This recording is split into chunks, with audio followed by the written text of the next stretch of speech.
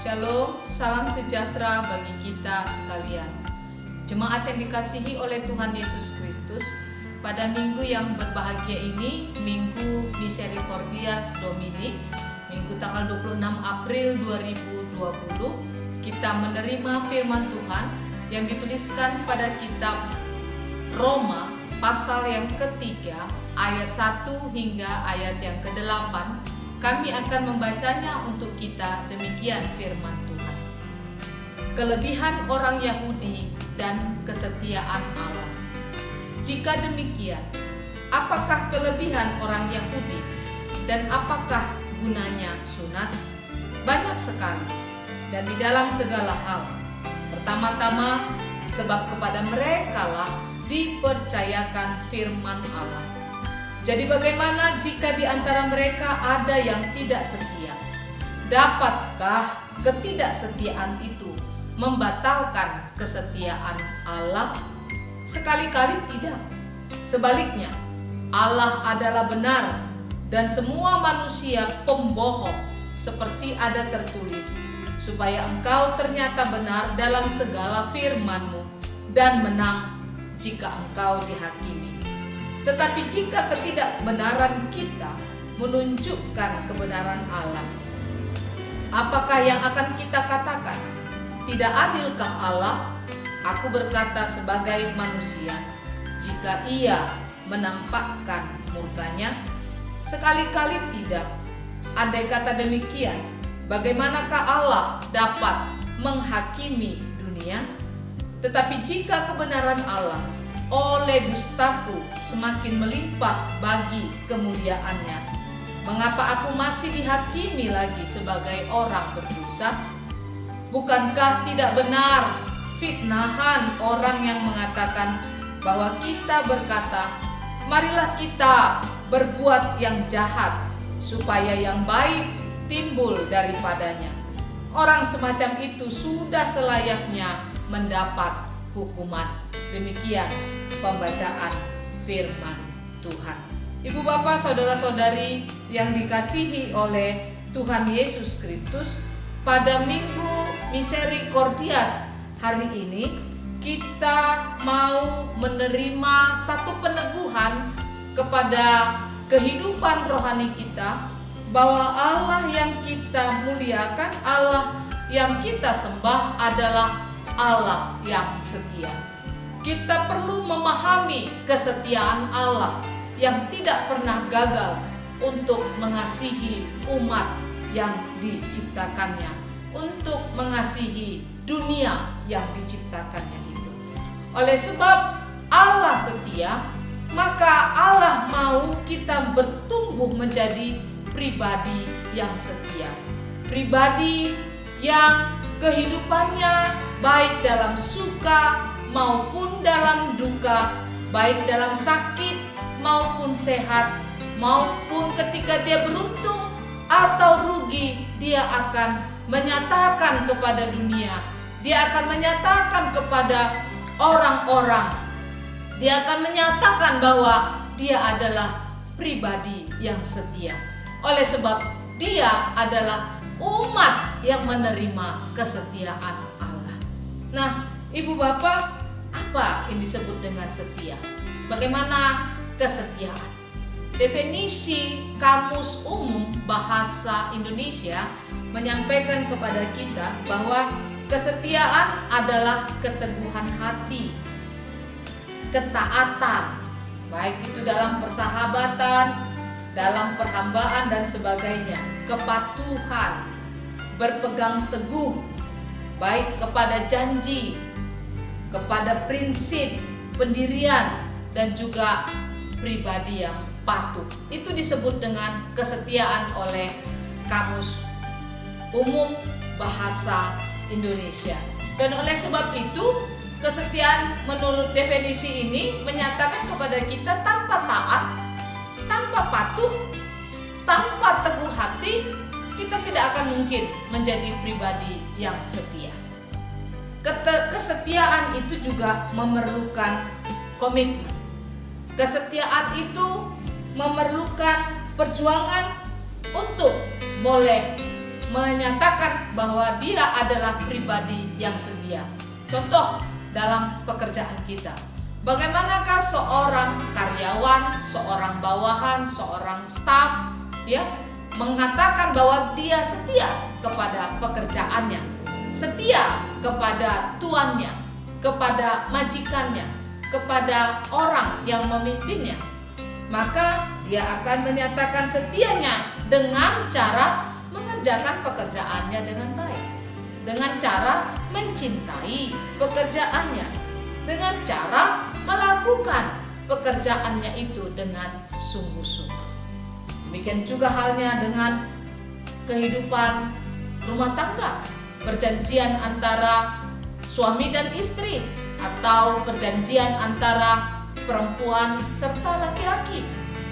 Ya, itu juga memerlukan komitmen. Itu juga memerlukan kesetiaan. Bagaimana kita boleh tetap setia dengan janji kita kepada pasangan kita. Hati kita tetap terikat dengan orang yang bersamanya kita berjanji. Dan kesetiaan itu tidak pernah datang sendiri. Kesetiaan itu dia harus dilatih. Dia harus ditumbuhkan. Dia harus dinyatakan. Katanya, sumur yang baik teruji pada musim kering. Itu satu pepatah Cina. Jadi kalau dalam kehidupan rumah tangga bagaimana? Kita menguji kesetiaan seorang perempuan dan seorang laki-laki.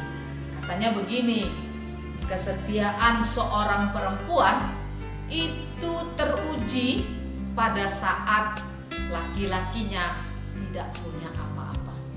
Tetapi kesetiaan seorang laki-laki justru teruji ketika dia punya banyak apa-apa di dalam kehidupannya. Dan disitulah dia akan teruji apakah dia tetap setia dengan satu perempuan.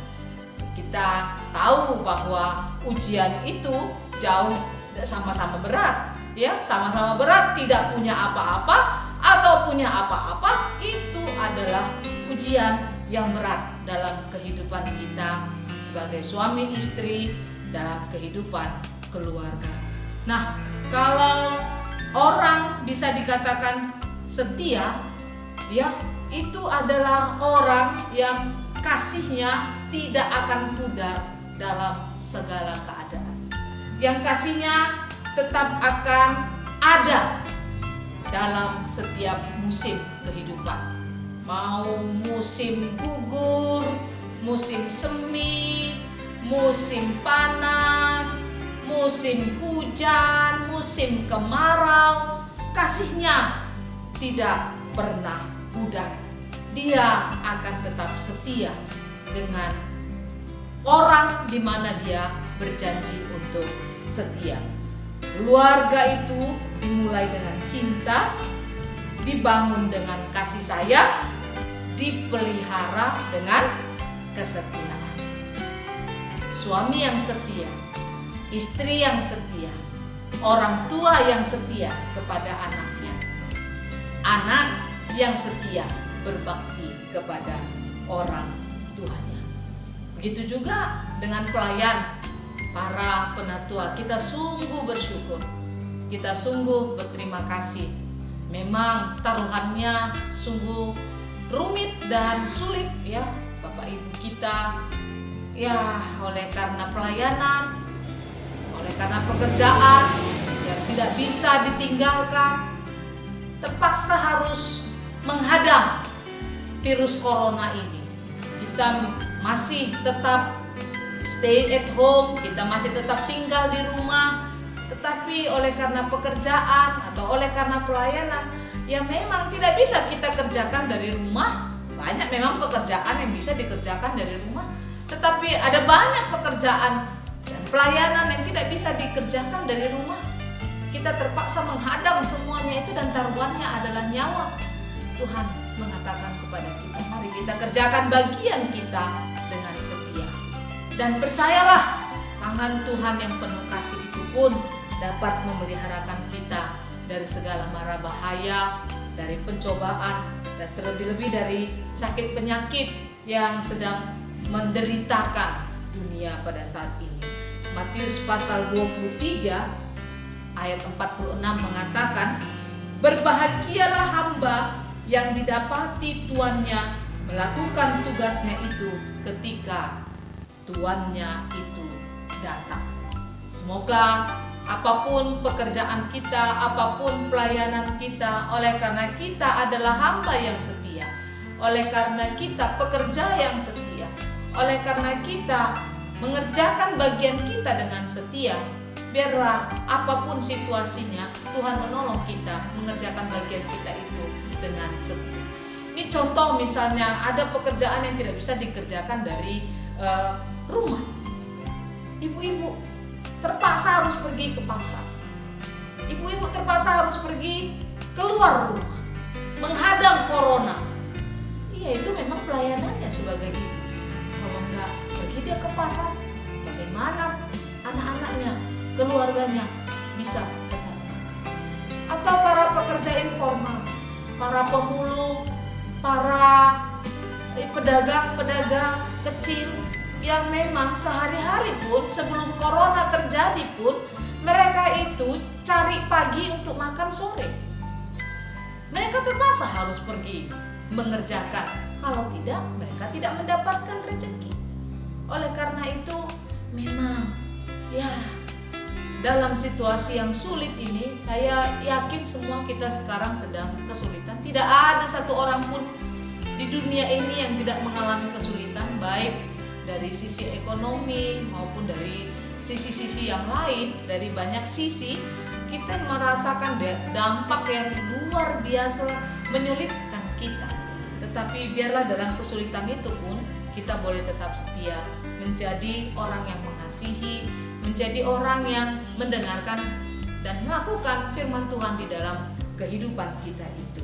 Ibu bapak yang dikasihi oleh Tuhan Yesus, kalau dikatakan keluarga dimulai dengan cinta, dibangun dengan kasih sayang, lalu dipelihara dengan kesetiaan, dan hari ini juga Tuhan mengatakan kepada kita, biarlah dalam peran kita yang sulit, dalam situasi yang sulit ini pun Tuhan meminta kita menjadi pekerja, menjadi pelayan, menjadi hamba yang tetap setia. Oleh karena Tuhan kita mengatakan, berbahagialah hamba yang didapati tuannya melakukan tugasnya itu ketika tuannya itu datang. Apa yang sedang kita gulir, apa yang sedang kita kerjakan, memang itu menantang, itu menjadi taruhan bagi nyawa kita. Tetapi tentu saja seberapa sulit pun pekerjaan atau pelayanan kita itu, Tuhan meneguhkan hati kita untuk mengerjakan bagian kita itu dengan setia. Nah, ibu bapak yang dikasihi oleh Tuhan Yesus Kristus, pada hari ini Rasul Paulus mengatakan kepada kita tentang bagaimana menjadi pribadi yang setia itu. Itu dimulai dari satu pemanggilan oleh Allah kepada orang Israel sebagai umat pilihan. Kalau kita boleh perhatikan pada ayat yang pertama, ayat yang kedua, dikatakan di sana bahwa Allah mempercayakan firman-Nya kepada umat pilihannya, yaitu orang Israel. Nah, ibu bapak, kita tahu sebagai umat pilihan Allah, Allah berjanji kepada orang Israel melalui Abraham bahwa Allah akan memberikan keturunan, bahwa Allah akan memberikan tanah, dan bahwa Allah akan memberikan hubungan istimewa antara umat Allah Israel dengan Allah sendiri. Dan kita tahu bahwa itu merupakan keistimewaan bagi Abraham beserta keturunan. Dan Allah setia, Allah memenuhi janjinya itu. Dia berikan keturunan, dia berikan negeri, dia berikan hubungan yang istimewa antara Allah dengan manusia. Tetapi kesetiaan Allah memenuhi janjinya itu tidaklah juga dibalas dengan kesetiaan yang sama. Abraham menyatakan kepatuhannya kepada Allah, kesetiaannya kepada Allah melalui kesediaan untuk menjadi bangsa yang tetap menyembah Allah Yahweh serta sunat. Tapi kita tahu bahwa kita melihat dalam sejarah kehidupan keturunan Abraham, mereka kadang-kadang tidak setia. Mereka menyembah Allah asing. Mereka tidak menyembah Allah Yahweh. Mereka tidak memelihara firman Tuhan di dalam kehidupannya. Dan karena itu mereka menjadi umat yang gagal untuk setia kepada Allah.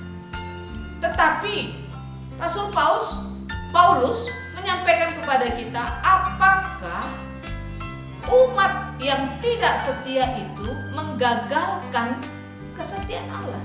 Tidak.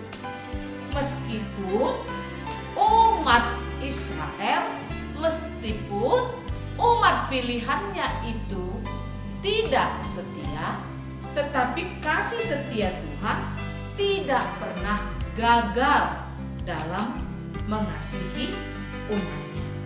Allah tetap setia dengan janjinya.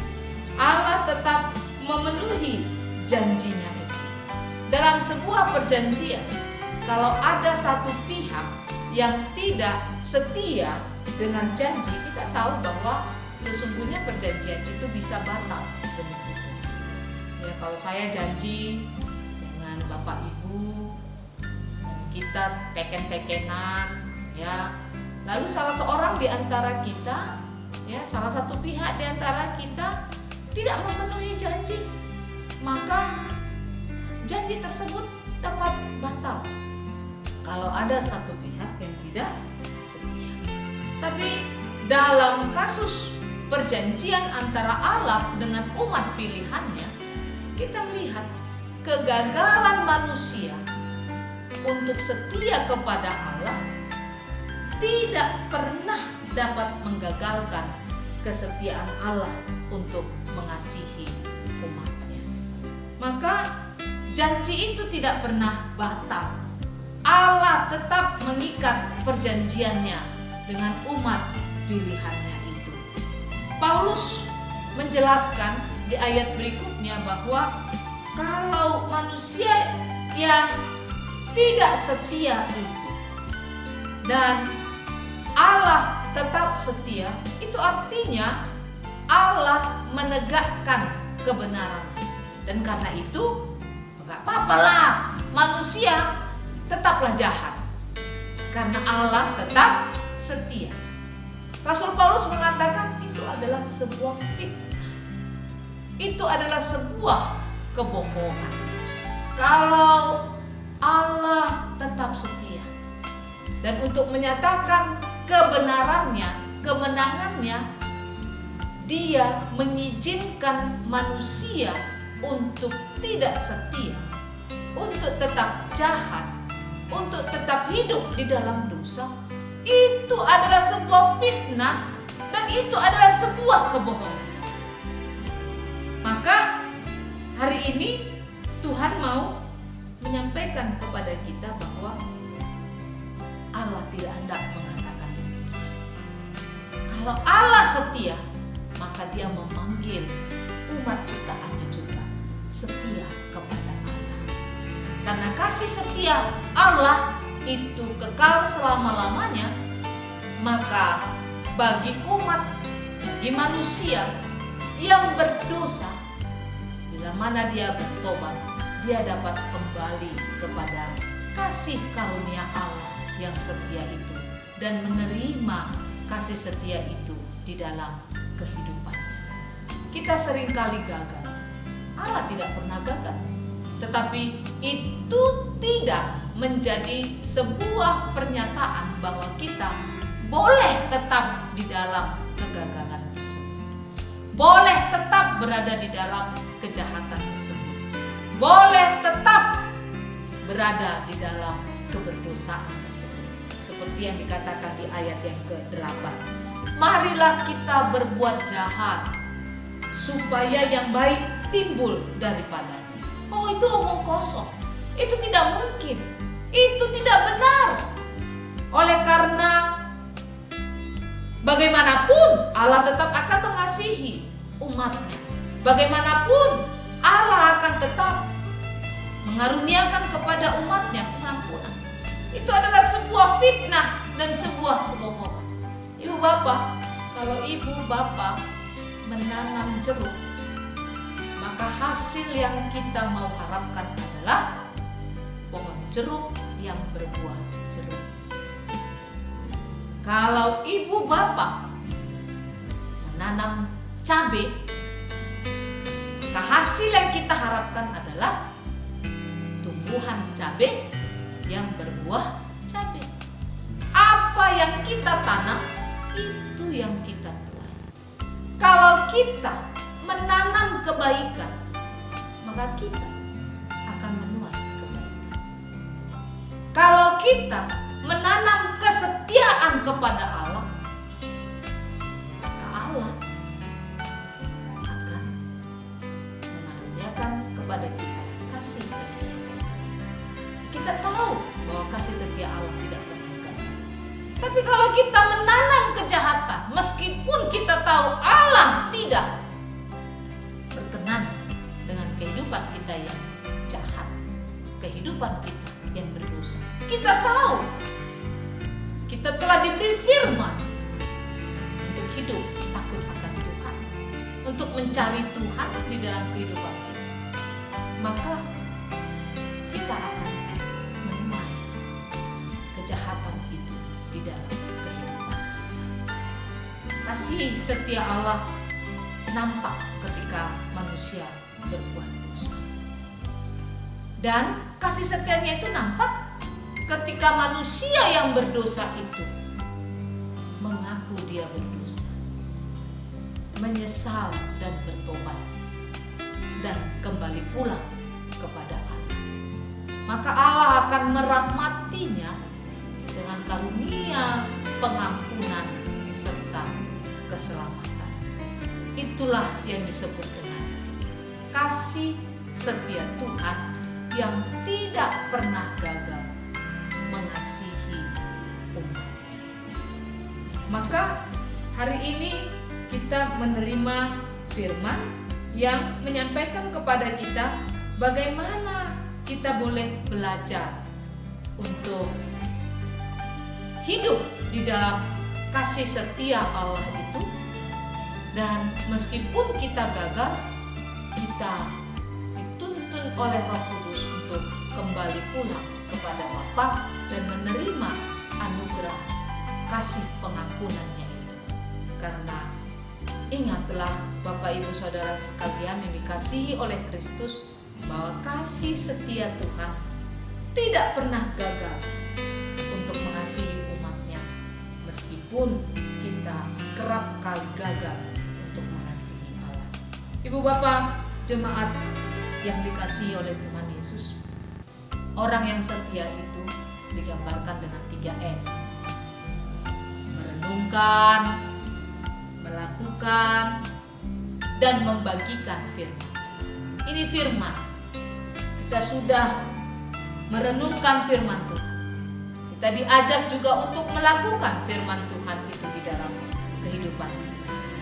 Dan kita mau dikuatkan, diteguhkan untuk membagikan firman Tuhan yang menyampaikan kepada dunia bahwa Allah kita adalah Allah yang mengasihi kita dengan setia.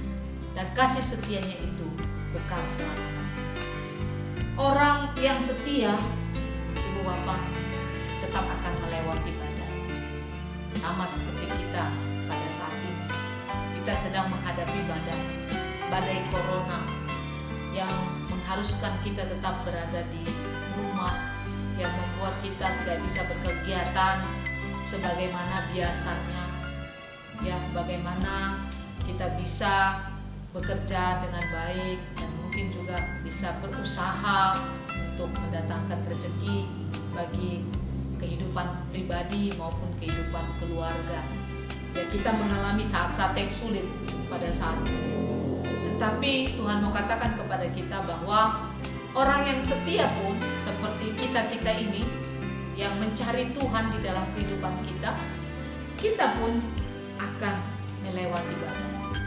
Tapi ketika kita tetap berada di dalam bahtera Tuhan, maka kita adalah orang yang dikasihi. Kita adalah orang yang menerima kasih setia Tuhan. Kita diizinkan Tuhan melewati banyak badai pergumulan kehidupan kita. Kehidupan rumah tangga, usaha, pekerjaan, dan macam-macam yang membuat kita sakit di hati, sakit di kepala, sakit di dompet, sakit di mana-mana. Kita menderita. Pergumulan itu membuat kita menjadi mungkin kehilangan sukacita. Tapi hari ini Tuhan mau katakan kepada kita, Bapak Ibu, orang-orang yang setia diizinkan Tuhan untuk melewati badai ini dan mengingat bahwa meskipun kita melewati badai, kita adalah orang yang dikasihi Tuhan. Mazmur pasal 34 ayat yang ke-11 mengatakan kepada kita, singa-singa muda merana kelaparan, tetapi orang-orang yang mencari Tuhan tidak kekurangan sesuatu pun yang baik. Nah, Ibu Bapak yang dikasihi Tuhan, kalau singa-singa muda yang kuat bisa kelaparan, orang-orang yang mencari Tuhan tidak. Oleh karena itu, tak cukup kata untuk menceritakan kasih setia Tuhan. Tak cukup angka untuk menghitung berkat-Nya yang tercurah di setiap waktu. Tak cukup warna untuk menggambarkan penyertaan-Nya di setiap musim kehidupan. Oleh karena itu, betapapun berat beban hidup yang kita jalani, kita akan tetap setia berjalan mengikuti Yesus. Sebab Dia Allah yang setia. Dia juru selamat kita di bumi dan di surga. Dan Mazmur 103 ayat 17a mengatakan kepada kita, tetapi kasih setia Tuhan dari selama-lamanya sampai selama-lamanya atas orang-orang yang takut akan Dia. Biarlah kita boleh tetap setia. Tuhan Yesus memberkati.